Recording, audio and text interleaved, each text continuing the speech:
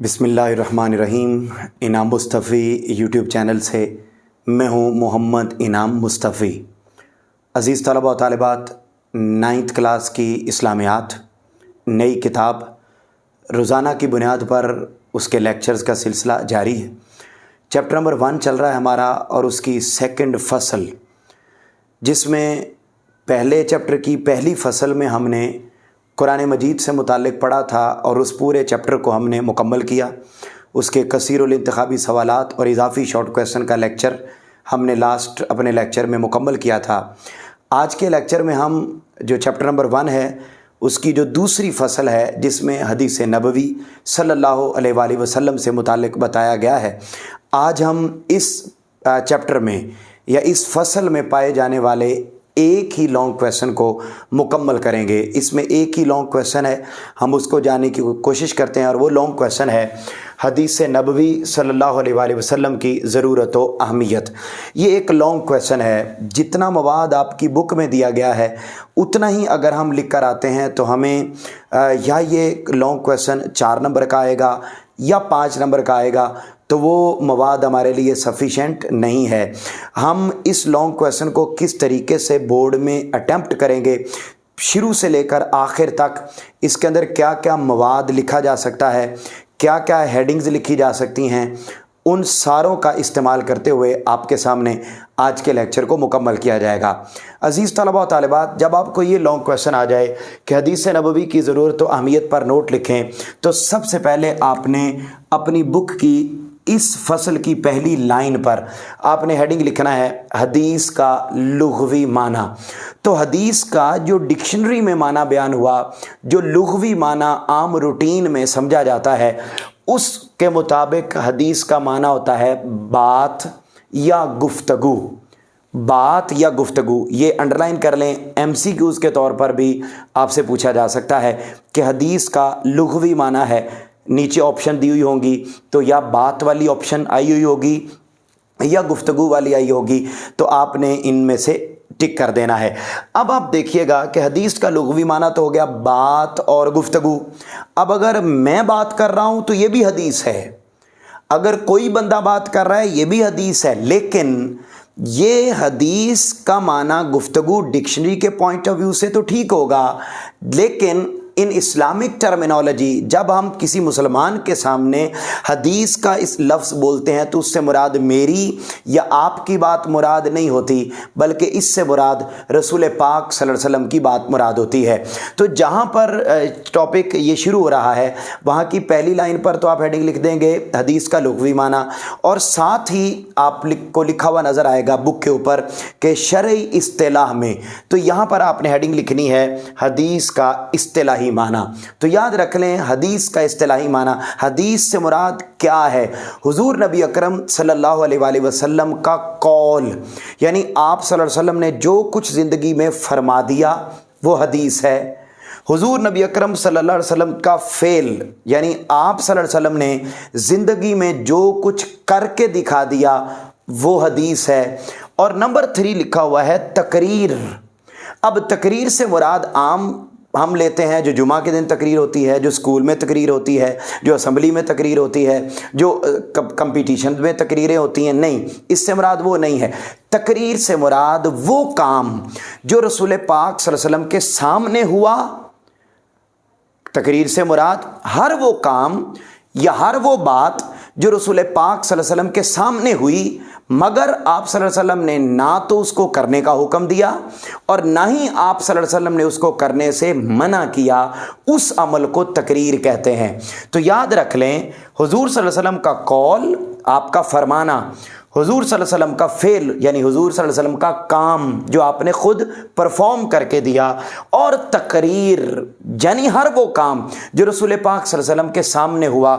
ये तीनों काम हदीस कहलाते हैं।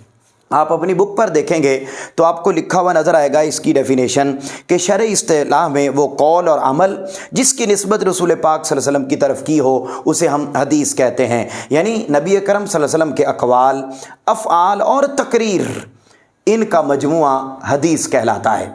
अब अज़ीज़ तलबा व तालिबात, ये मैंने आपको समझा दिया कि कौल क्या होता है, फ़ेल क्या होता है और तकरीर क्या होती है। जब हमने ये समझ लिया कि हदीस का लुग़वी माना क्या है और हदीस का इस्तिलाही माना क्या है, तो उसके बाद आपकी बुक पर हेडिंग लिखी हुई है हदीस नबवी की फ़जीलत व अहमियत। अब ये हेडिंग तो बुक में मौजूद है। उसके बाद पहली लाइन पर आपने हेडिंग लिखनी है बेसत नबवी सल्लल्लाहु अलैहि वसल्लम का मकसद, यानी हुजूर सल्लल्लाहु अलैहि वसल्लम दुनिया में जो तशरीफ़ लाए तो आपके आने के बेशुमार मकासद थे, बेशुमार। कहीं दुखी इंसानियत की खिदमत है, उनका एहसान है, हर एक को उनके हुकूक की अदायगी, अलगरज इतने काम आप सल्लल्लाहु अलैहि वसल्लम ने फरमाए पूरी ज़िंदगी में और करके दिखाए कि जिनका शुमार भी मुमकिन नहीं है। मगर वो कहता है कि आप सल्लल्लाहु अलैहि वसल्लम के आने के जितने भी मकासद थे उनमें से एक अहम मकसद कुरान मजीद के अहकामात की तशरीह थी। अब कुरान मजीद के अहकामात की जो तशरीह है वो आप सल्लल्लाहु अलैहि वसल्लम ने अहदीस के ज़रिए ही बयान फरमाई। मसलन हमारा टॉपिक है कि हदीस की ज़रूरत व अहमियत क्या है, तो हम पढ़ रहे हैं कि इसकी ज़रूरत व अहमियत ये है कि अगर आका अलैहिस्सलाम के फरामीन न होते तो कुरान हमें समझ ही नहीं आ सकता था।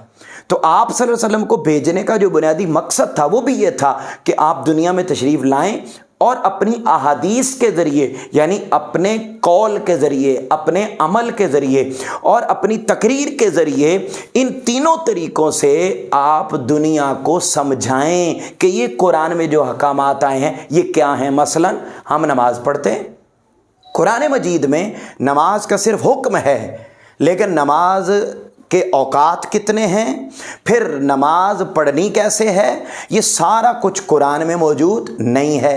ज़कात है, रोज़ा है, हज है, अलगरज जितनी इबादात हैं, मामलात हैं, ये सारी एक्सप्लेनेशन कुरान में सिर्फ इजमाली तौर पर ज़िक्र है हर चीज़ का। सहाबा कराम जब नमाज नाजिल हुई तो सहाबा कराम आका अलैहिस्सलाम की बारगाह में हाज़िर हुई, या रसूल अल्लाह वाक़िमुस्सलात, नमाज कायम करो। अब इस नमाज के कायम करने का हकीकत में माना क्या है, हकीकत में इसका मतलब क्या है, तो सब आ गए और आका अलैहिस्सलाम ने फरमाया सल्लू कमा रअयतुमूनी उसल्ली, नमाज पढ़ो जैसे तुम मुझे नमाज पढ़ता हुआ देखो। अब वो जो एक एक्शन किया कि नमाज यूं पढ़नी है, यूं करना है, यूं करना है, ये सारा क्या था, ये सारी की सारी हदीस थी। तो आप यूं समझिए कि आका अलैहिस्सलाम की आमद का जो बुनियादी मकसद था वो ये था कि आप अपनी अहादीस के ज़रिए कुरानी अहकामात को तफसील के साथ बयान कर दें। फिर आप अपनी बुक पर देखेंगे तो जहाँ ये लाइन लिखी हुई है आप देखेंगे, जहाँ लिखा हुआ बतौर मुसलमान हमारे लिए लाजिम है, इस जगह पर आप अगली हेडिंग लिखेंगे अमली नमूना। एक इंसान ने कामयाब ज़िंदगी बसर करनी हो, कामयाब ज़िंदगी, खा उसका ताल्लुक़ इस्लाम से हो, खा उसका ताल्लुक़ किसी भी मज़हब से हो, अगर वो कामयाब ज़िंदगी बसर करना चाहता है और अपनी ज़िंदगी के हर एस्पेक्ट में अपने लिए एक रोल मॉडल तलाश करना चाहता है, तो वो रसूल पाक सल्लल्लाहु अलैहि वसल्लम की ज़िंदगी को देख ले तो उसे एक रोल मॉडल मुयस्सर आ जाएगा और वो ज़िंदगी को कामयाब तरीके से गुजार सकता है।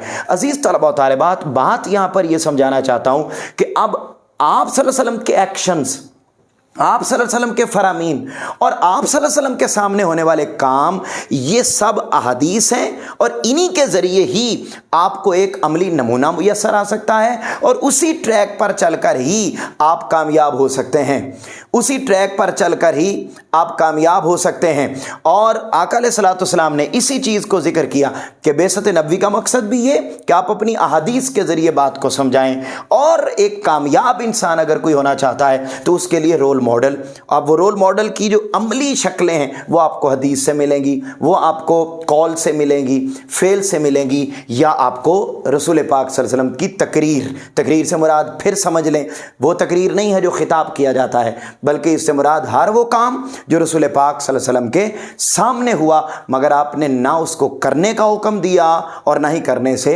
मना किया। क्यों? अगर आका अलैहिस्सलाम को वो काम पसंद ना होता तो आप मना कर देते। तो आपका मना ना करना इस बात की अलामत है कि जो जो काम आका अलैहिस्सलाम के सामने होते रहे वो सारे के सारे दुरुस्त थे। अब हम आगे बढ़ते हैं।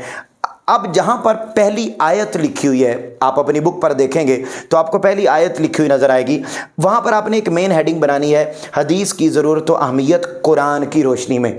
अपनी बुक के ऊपर इसी जगह पर आप बना लीजिए हदीस की ज़रूरत व अहमियत कुरान की रोशनी में।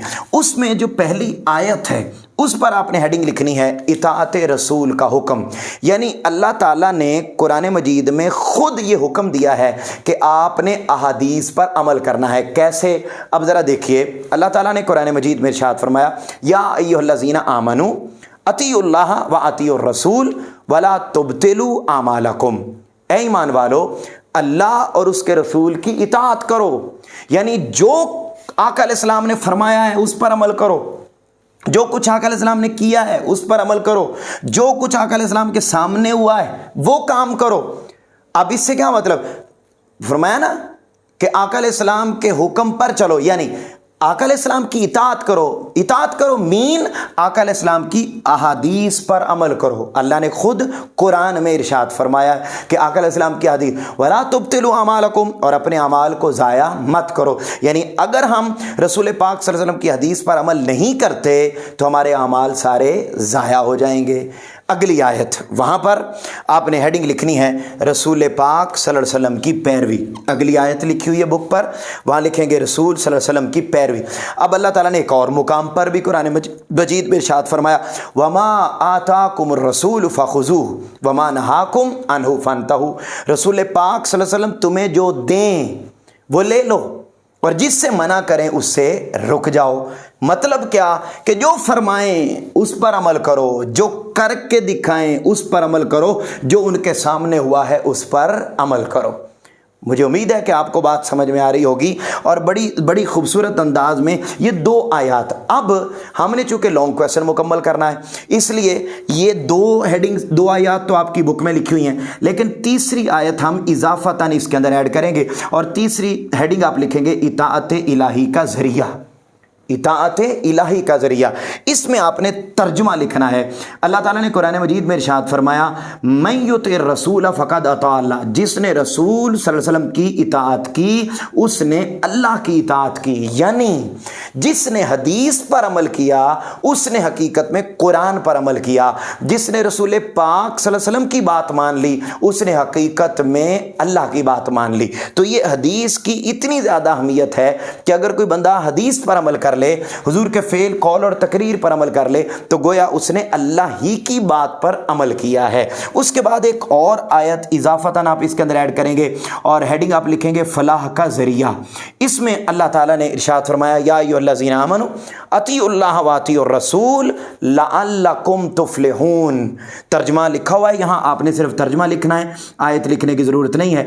اے ایمان والو اللہ اور اس کے رسول کی اطاعت کرو تاکہ تم کامیاب ہو جاؤ، یعنی اللہ کی اطاعت کرو، قرآن پر عمل کرو، رسول پاک کی اطاعت کرو یعنی حدیث پر عمل کرو۔ تو اگر تم حدیث پر عمل کرو گے تو تم حقیقت میں کیا ہو جاؤ گے؟ کامیاب ہو جاؤ گے۔ تو اب آپ دیکھیے عزیز طلبہ طالبات، اس میں اللہ تعالیٰ نے بڑی خاص بات ہمیں قرآن مجید کے ذریعے سمجھا دی کہ ہم ہر صورت تمام مسلمانوں پر لازم ہے کہ وہ حدیث پر عمل کریں۔ اب یہ دو ہیڈنگز آپ کی بک میں تھیں، دو میں نے اور اس میں ایڈ کروائیں۔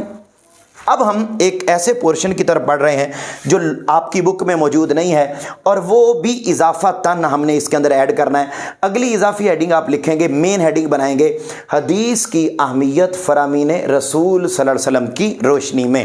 یہ بھی آپ نے اضافتاً اس میں ہیڈنگ ایڈ کرنی ہے تاکہ ایک کمپریہنسو لانگ کویسچن ہمارا مکمل ہو سکے، اور 4 نمبر یا 5 نمبر کے لانگ کویسچن کے طور پر بورڈ میں اگر آپ کو یہ لانگ آتا ہے تو آپ کے لیے پورا مواد موجود ہو تاکہ ہمارے 4 مارکس یا 5 مارکس کمپلیٹلی ہمیں مل سکیں۔ تو اس کے لیے پہلے ہم نے حدیث کی اہمیت کو قرآن کی روشنی میں پڑھا، اور جانا کہ قرآن مجید میں جگہ جگہ اللہ تعالیٰ نے حکم دیا ہے کہ بھئی آپ نے حدیث پر عمل کرنا ہے، اور یہی بات رسول پاک صلی اللہ علیہ وسلم نے بھی اپنے فرامین میں امت مسلمہ کو بتائی ہے کہ بھائی آپ نے صرف قرآن پر عمل نہیں کرنا بلکہ قرآن کے ساتھ ساتھ آپ نے حدیث پر بھی عمل کرنا ہے۔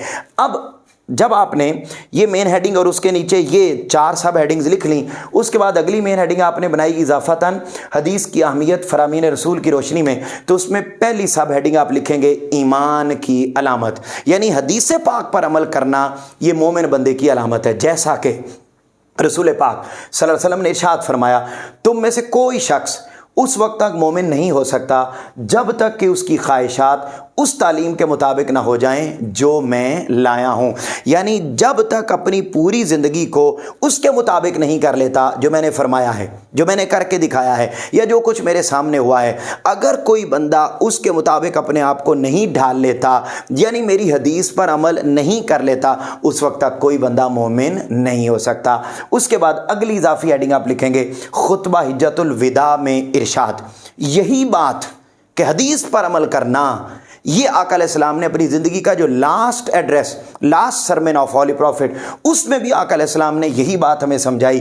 فرمایا میں تمہارے درمیان دو چیزیں چھوڑے جا رہا ہوں, اگر تم ان کو تھامے رکھو گے تو کبھی گمراہ نہیں ہوگے. ایک چیز کون سی ہے؟ قرآن. اور دوسری چیز کون سی ہے؟ میری سنت. یعنی جو کچھ میں نے فرمایا, جو کچھ میں نے کر کے دکھایا, یا جو کچھ میرے سامنے ہوا. تو اب آپ دیکھیے عزیز طلبہ و طالبات, اس دوسری ہیڈنگ میں بھی رسول پاک صلی اللہ علیہ وسلم نے بھی خود فرمایا ہے کہ تم میری حدیث پر عمل کرنا. تیسری ہیڈنگ آپ لکھیں گے اضافی دعائے رسول صلی اللہ علیہ وآلہ وسلم. حضور صلی اللہ علیہ وسلم کو حدیث کے ساتھ کتنی محبت تھی, آپ صلی اللہ علیہ وسلم کو حدیث کے ساتھ کتنا پیار تھا, یہ بات آقا علیہ السلام نے اپنی ایک دعا کے ذریعے پوری دنیا کو واضح کر دی. اور کیسے؟ آقا علیہ السلام نے فرمایا اللہ اس شخص کو خوش و خرم رکھے جس نے میری حدیث کو سنا اور اسے دوسروں تک پہنچایا. یعنی اس دعا سے اس بات کا اندازہ ہوتا ہے کہ رسول پاک صلی اللہ علیہ وسلم کو حدیث کے ساتھ کتنی محبت تھی. اپنے فرامین دوسروں تک پہنچانا یہ کتنا پسند تھا کہ آقا علیہ السلام نے اس بندے کے لیے دعا کی ہے جو حضور کی باتیں دوسروں تک پہنچاتا ہے, حضور کے کام دوسروں تک پہنچاتا ہے, یا وہ کام جو آقا علیہ السلام کے سامنے ہوئے ان کو دوسروں تک پہنچاتا ہے. تو عزیز طلبہ و طالبات, یہ آپ نے اضافی ہیڈنگز قرآن کی روشنی کے انڈر پلس حدیث کی اہمیت, فرامین رسول, یہ سارا پورشن اضافی لکھنے کے بعد اب آپ اپنی بک پر آئیں گے تو وہ جو آخری 2 لائنیں آپ کی بک میں لکھی ہوئی ہیں, 2 لائنز جو یہاں سے شروع ہو رہی ہیں, آپ اپنی بک کے اوپر اسی طریقے سے جہاں لکھا ہوا ہے کہ ان آیات سے ہمیں یہ رہنمائی ملتی ہے. تو عزیز طلبہ و طالبات, آپ نے پتہ یہاں کیا کرنا ہے, آپ نے یہاں ہیڈنگ دینی ہے خلاصہ کلام, اور اس میں آپ نے ایک اضافی لفظ ایڈ کر دینا ہے. آپ نے کہنا ہے ان آیات اور ان احادیث سے ہمیں یہ پتہ چلتا ہے کہ حدیث پاک کی اہمیت بڑی واضح ہے, اور ایک مسلمان اس وقت تک کامیاب نہیں ہو سکتا جب تک وہ حدیث پر عمل پیرا نہیں ہوتا. وہ دین کو سمجھ ہی نہیں سکتا, قرآن کو سمجھ ہی نہیں سکتا جب تک وہ حدیث پر عمل پیرا نہیں ہوتا. تو آپ نے ان الفاظ کے ساتھ اس پورے لانگ کویسچن کو مکمل کرنا ہے. یہ پورا لانگ کویسچن آپ کے سامنے ہے, حدیث کا لغوی معنی, حدیث کا اصطلاحی معنی, پھر اس کی فضیلت اور اہمیت, پھر اس کی ضرورت و اہمیت قرآن کی روشنی میں, پھر احادیث کی روشنی میں, اور اینڈ پر ہم نے کنکلوژن, سمری, خلاصہ کلام کر دیا. تو یہ لانگ کویسچن ہمارا کمپلیٹ ہو گیا ہے. مجھے امید ہے کہ آپ کو سمجھ ضرور آ گئی ہوگی. اگر سمجھ آئی ہو تو کمنٹ سیکشن میں اپنے خیالات کا ضرور اظہار کریں, اور ان لیکچرز کو دوسرے طلبہ و طالبات تک پہنچانے میں بھی اپنا کردار ضرور ادا کریں. آپ سے ملاقات ہوگی انشاءاللہ اگلے لیکچر میں. تب تک اپنے گھر والوں کا بہت زیادہ خیال رکھیے گا. اللہ حافظ.